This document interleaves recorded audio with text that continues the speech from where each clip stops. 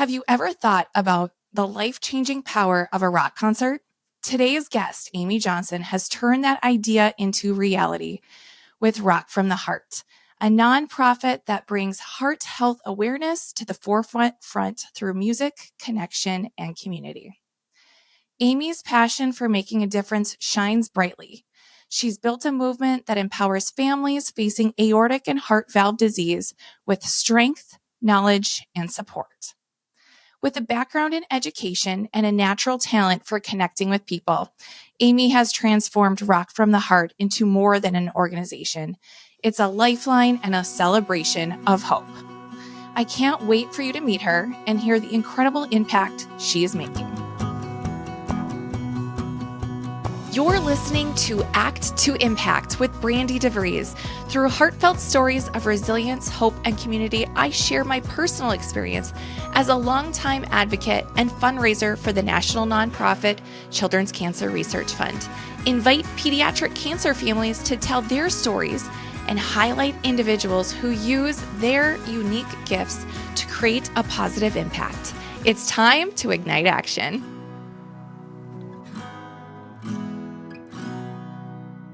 Welcome to Act to Impact. I'm Brandi DeVries, and today I'm chatting with Amy Johnson. Amy is the co-founder of Rock from the Heart Foundation, and I can't wait for you to hear from her today. But first, if you are new to the show, and you probably are because this is a new show, thank you for being here. And if you haven't heard, in this show, we take action.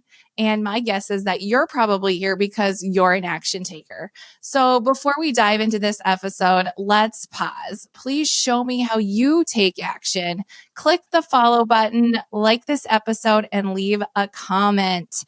This will help us reach more action takers just like yourself. So let's dive into this episode. All right. I am here excited to be with Amy. Welcome to Act to Impact, Amy. You're my first guest. Oh, what an honor. So initially, I would just want to talk about how we initially met and how I came to ask you to be on the show. So initially, we met because of my husband. For those of you that don't know, my husband, Cole DeVries, used to play for the Minnesota Twins. He was with the organization for 7 years and played in the big leagues for 2 years as a starting pitcher. And it was through his connection with the Twins that we initially got introduced to Amy and Rock from the Heart Foundation. I think somebody had reached out to the Twins organization, seeing if there was a Twins alumni that would be willing to join. I believe it was your first event. I think. It was. And so Cole, I got to come along because that's kind of fun. I drag him along to my events. He drags me along to his events, which we end up meeting like the most amazing people and have a great time and really kind of become part of these communities like we have with Rock from the Heart. So yeah, that's how initially we met. And then over the years, we've been invited back to be part of Rock from the Heart. And we'll get into that and how special that community is in a little bit. But yeah, that's how Amy and I are initially connected. And I'm so thrilled, Amy, that you were willing to come on to Act to Impact, because you definitely are an impact maker, as everybody is going to find out. And so I can't wait for you to share that story. So let's just get into that then. I want you to talk about, obviously, Rock from the Heart, but I want you to go back to that moment when you were, if you remember it, I'm sure you do because most people remember these moments, but I call it like a fireball moment. So it's like your aha moment. But do you remember what your fireball moment was when you were like, I have to start this community. Let's start Rock from the Heart. Maybe it wasn't even called that initially. Usually those types of things evolved, but I want to hear about your fireball moment to start and make an impact with Rock from the Heart Foundation. Yeah. Well, it really happened in Pete's hospital bed before they brought him in for surgery. 2 years before, we'd found out about his aortic valve disease and his aortic aneurysm that was life-threatening, diseases we'd never heard about before. And he was just sitting there. He was terrified, as you can imagine, before going in. And he looked at me and he said, Amy, when I get to the other side of this thing, I want to do something to help other people who get diagnosed so that maybe they're not so scared and don't have to go through all that fear. Yeah. And Pete, let's go back for a second. So Pete is Mhm. your husband. Well, qualified. Yeah, Pete, my husband, Pete, because it was in March of 2015 when he got diagnosed, just at a routine physical when they heard the murmur. And then we went through 2 years of wait and watch before the surgery came. And when you get diagnosed with something that's that life-threatening, it's like having a ticking time bomb underneath the hood. And you live with that fear every day. And there was conflicting information, as you know, out there for that. And there wasn't a lot of stories of hope. We sat and, I Googled. He tried to stay away from the Google. Of course, I wanted to know and learn everything that I could. But I mostly found the scary stuff, the morbidity, the stories of people who had died, people who had complications. And it didn't help that before Pete's surgery, when we knew it was coming up soon, Bill Paxton, the actor famous from the movie Twister, had the identical surgery and had complications and died. So you've got all this weighing on your head before you go in and have your husband, the person that you care more than anything in the world, is going into the operating room. Yeah. So how did Pete initially determine that, or how did they determine that surgery was going to be needed for him? How did they know that something was wrong? Did he have any symptoms that were going on that prompted you guys to take him to a physician to get him checked out? No, he had no symptoms. He was, drumming 3-hour sets every weekend, most weekends, but he had a heart murmur that had been detected when he was younger and had been kind of brushed off as innocent because a lot of heart murmurs are innocent. So he didn't think twice about that when doctors would say he had a murmur at DOT physicals and such, until 2015 when his new primary care doctor heard the murmur and said, we should get that looked at. Okay. So they scheduled him for an echocardiogram and then found the aortic valve disease and the aneurysm at that time. And then from that moment, how quickly was it from finding that out to him going into surgery? Pete's wait was 2 years. He probably could have had surgery that summer, but this was in March. He goes, well, I'm a bus driver. Can you wait till June? Because you can't work for 3 months after the surgery. And then when that 6-month came, it was kind of borderline. And so we kind of Pete's decision to keep punting it for as long as he could before finally, 2 years down the road, it was like, it's time. And Pete said, he goes, I better man up and just get this taken care of now. Okay. And so they didn't feel, though, that there was a risk in those 2 years that something could happen? Or were you sitting there worried for 2 years, like, oh my gosh, Pete, like, I can't lose you. This is new and uncharted territory for us. I've been Googling things. Yeah, we lived our life in 6-month chunks, Brandi. We really did, between scans. Wow. And because what it is it's kind of a risk benefit factor that they look at. The risk from the surgery versus the risk of waiting. And once that balance, you're kind of balancing here, and he was here. But finally, after 2 years, the scales tipped and the valve had gotten to severe stenosis, which means a tightening of the valve. And it was time to get it done. But again, that whole, living your life in 6-month chunks, you're fine, but then you're not, because it's still, you're playing the percentages. You're playing that game. And I would go up when he'd be napping and I'd go listen if he was breathing. It was nice the days he'd snore because I knew he was okay. Just little things like that. And that's really where that idea for doing something to help patients and be very patient focused versus, research and cure and diagnosis focused, because we live that experience, that life in 6-month chunks, the uncertainty that what can I do? Is this certain activity going to be a risk to me versus, can I ride my bike, play my drums? What can I lift? Can I drive my car? There's so many things that you don't know. Is this putting me more at risk?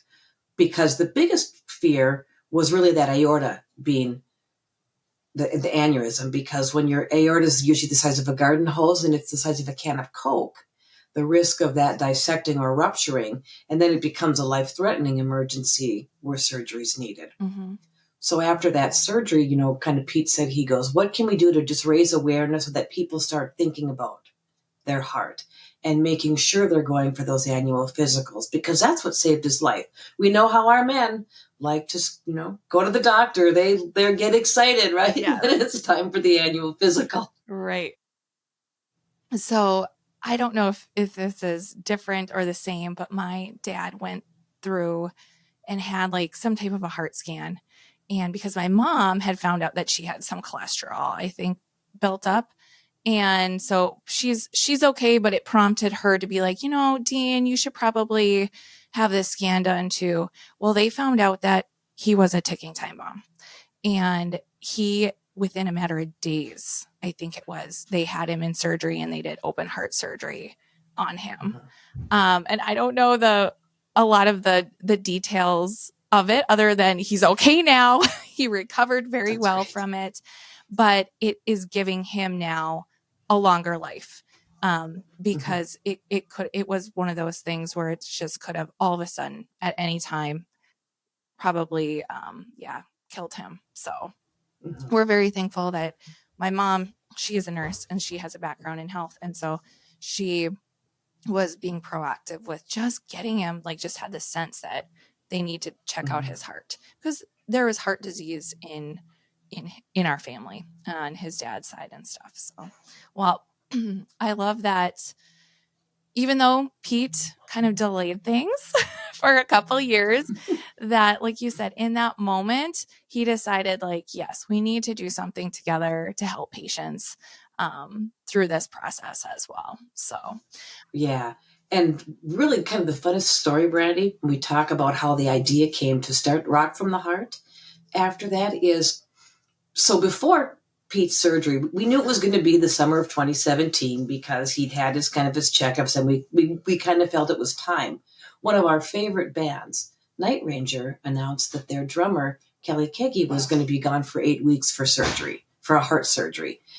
Nothing said what kind of surgery, but, from all my Googling, I knew that 8 weeks it had to be open heart, because if you're just getting stents, you're up and about a lot quicker than that.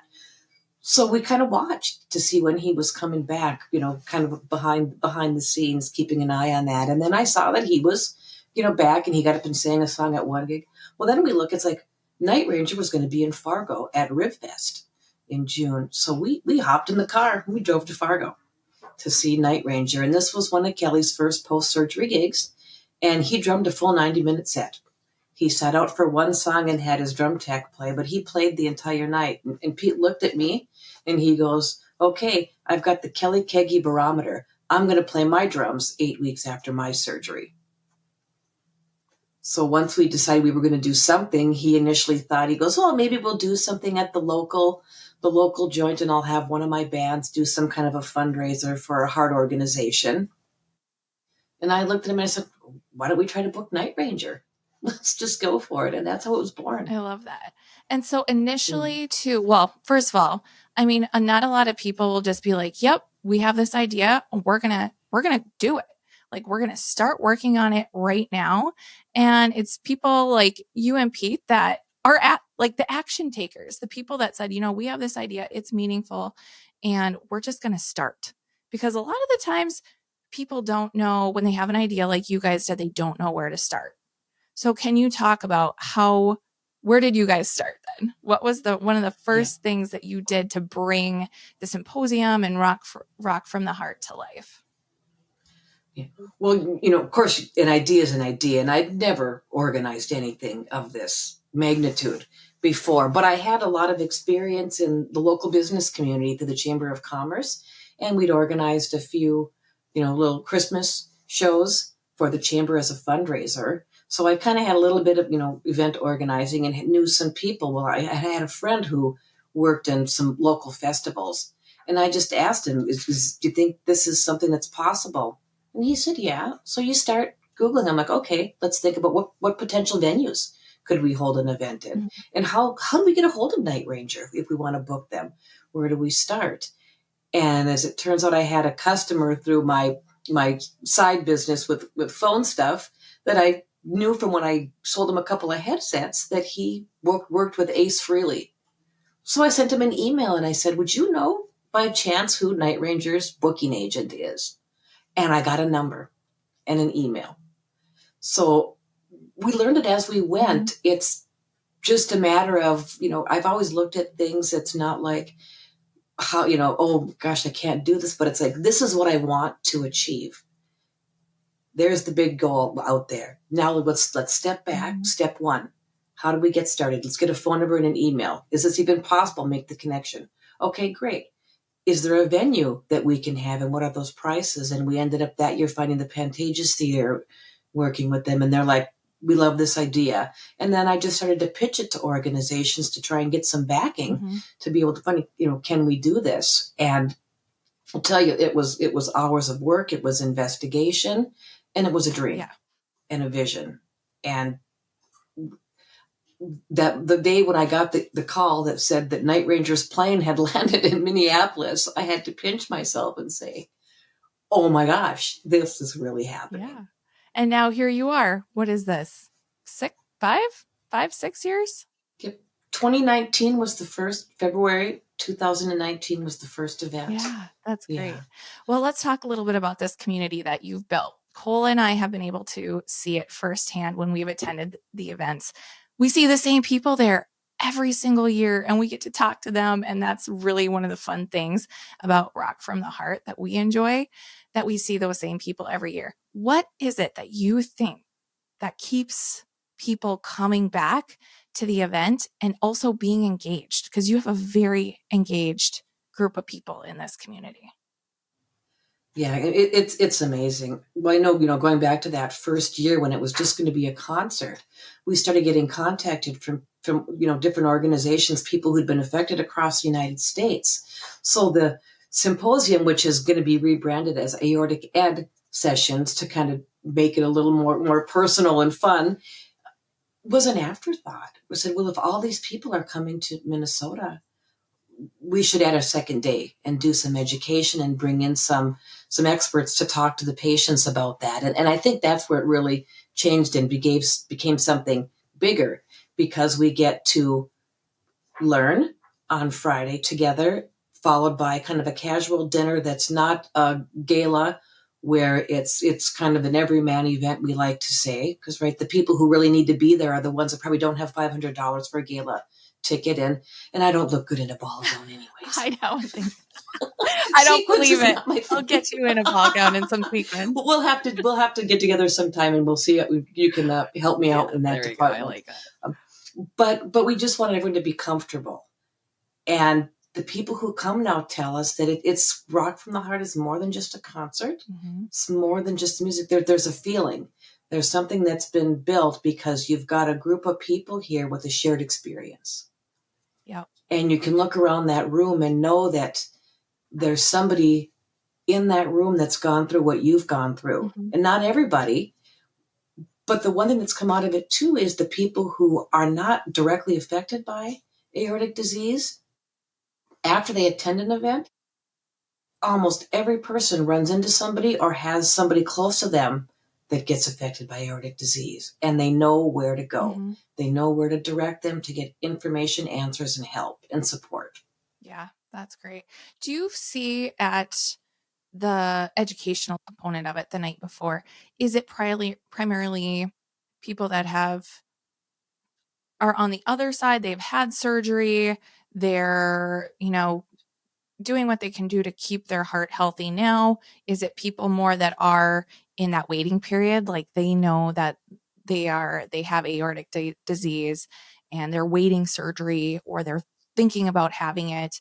Or is it just family members supporting it, or people that just want to learn more in the community, healthcare professionals? Like who is mostly your audience at this symposium? I just have to say all of the above. And that's what makes, so we have a combination. So you've got the person who is diagnosed and is pre-surgery, and they're talking to the person like Pete, who is post-surgery and living his best life, getting that hope. You're getting a chance to speak with the physicians, the cardiologists, and the surgeons outside of that exam room. That's nice. And the physicians learn as much about the patient experience in this casual environment as we learn from them. Mm-hmm. And that's pretty powerful. And the physicians have told us that they treat their patients differently. They talk to them differently.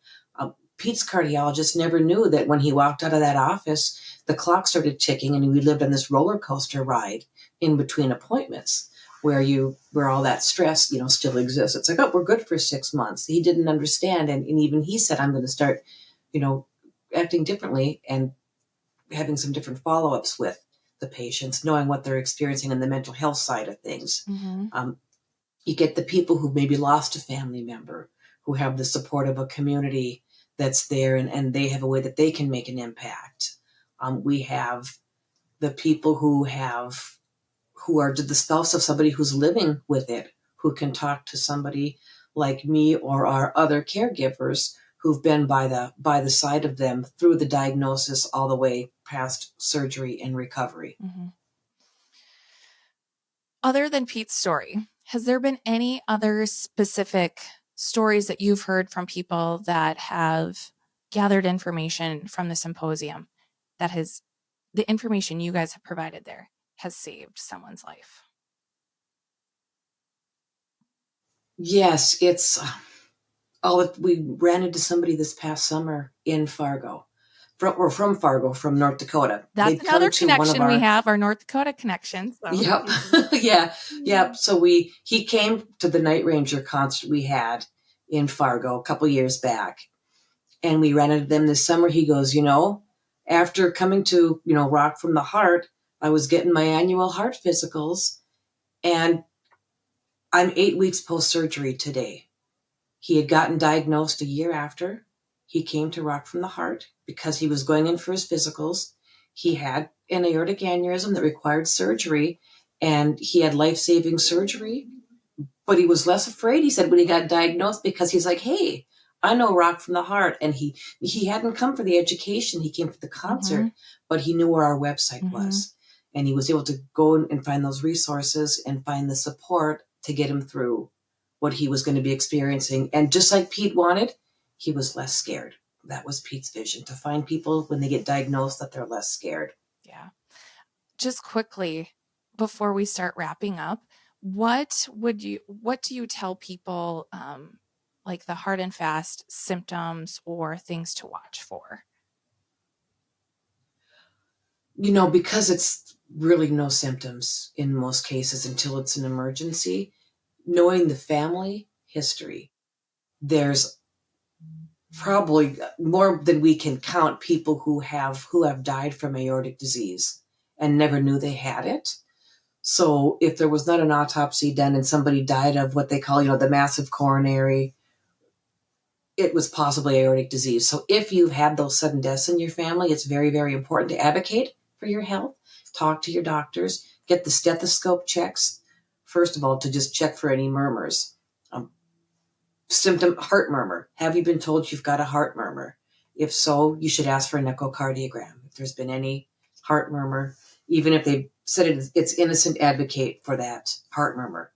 If you've got somebody in your family, like Pete's first degree relatives have all been tested by getting either just the echocardiogram is the best for the heart, the valve, and a CT scan for any aneurysms. For aortic dissection, that manifests in several different ways, but severe pain in the back or the neck can be a symptom that something is happening. If you know the story of Richie Faulkner from Judas Priest, who we just met a few weeks ago in Rochester, he had an aortic dissection when he was on stage playing a guitar solo, finishing off the night. And it was a ripping, tearing feeling in his back. He knew something was wrong and he couldn't lift his arm up over his head to lift his guitar up. Luckily, they were 4 minutes from a good hospital, and he had life-saving surgery. But the main thing is really don't miss the annual physicals. Mm-hmm. Get a stethoscope check, listen for heart murmurs. And if there's any family history, questionable early deaths that were undiagnosed, very, very possibly that could have been aortic related. That's all really good information. Thank you for sharing that. All right. So if you could provide one piece of advice for people looking to make an impact, what would it be? Believe and you can achieve. I just love that because kind of like we talked, I never done anything like this to book a national act in beautiful venues that bring in these amazing shows from across the nation, and this little substitute teacher from Delano, Minnesota has pulled it off how many times now, and every year has been a great success, and we just continue to grow. Don't be afraid to make the phone calls. Do that research. Know what you know what you don't know, and surround yourself with people who know what you don't know and that can get you those answers. Just the internet is, I always say, it's a blessing and a curse. Yep. Right. Yeah. Well, but that little bit of research and looking at what have other organizations do that worked, right. and also, don't be afraid to find when something's not working, shrug it off and move on. Yep. It's okay if pieces of it don't work. You can just rebuild, really take a hard critical look at what did not work and just make it better the next time. Yep. Learn from those. Absolutely. Well, thank you for being here today, Amy. Where can people learn more about the upcoming dates for Rock from the Heart Symposium and concert in both Minnesota and in North Dakota? Okay. The best place is our website, www.rockfromtheheart.org. Everything links off of our main page, and we're also very active on social media, and we would love to have you follow us on Facebook. Is our most active platform. We're on LinkedIn, we are on Instagram, we're on X, and we're on Threads. Great. We also have a YouTube channel too, which is a wonderful place because that's where we post all of the speaker videos and also fun stuff that we come across throughout the year. Interviews with our bands that we bring in, survivor stories, all on our YouTube channel. And if you just Google, we Rock from the Heart, you should find us. And are you able to share the dates as well as the concert headliners with us? Yes. So the annual event in the Twin Cities always corresponds to Heart Valve Disease Awareness Day. And this year we're going to hit the date. February 21st is the Aortic Ed Sessions at the St. Paul Hotel. And February 22nd, which is National Heart Valve Disease Awareness Day, is the concert with the Spin Doctors, which is going to be at the Palace Theater. I'm excited. And then we can't announce yet, but we're really close to announce our Fargo headliner. We tried Fargo in February one year. We'll never do it again. So now we're the first weekend in May. So we're May 2nd and 3rd this year. The symposium, the Aortic Ed Sessions, will be at the Courtyard by Marriott in Moorhead on Friday, May 2nd. And the concert with the 2B, stay tuned, on May 3rd at the Avalon Event Center. Just a note, Pete's band, which is the Rock from the Heart house band, Aortic Fire, opens the show, and Gina Shock of the Go-Go's will be with us at both. Wow, that's amazing. I can't wait. Well, Amy, thank you for sharing how you are making an impact and how Pete as well and the whole community of people with Rock from the Heart are making an impact for people. So thanks for being here. Oh, thank you so much for the invite, Brandi. We can't wait to see you in February. I look forward to it too. It's going to be great.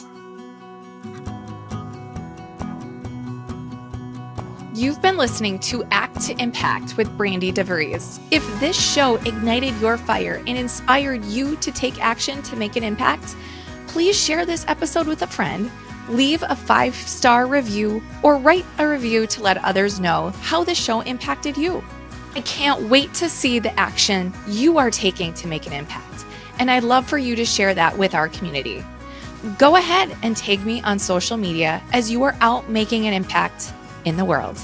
Do you have a story to share and want to be a guest on Act to Impact? I'd love to connect with you.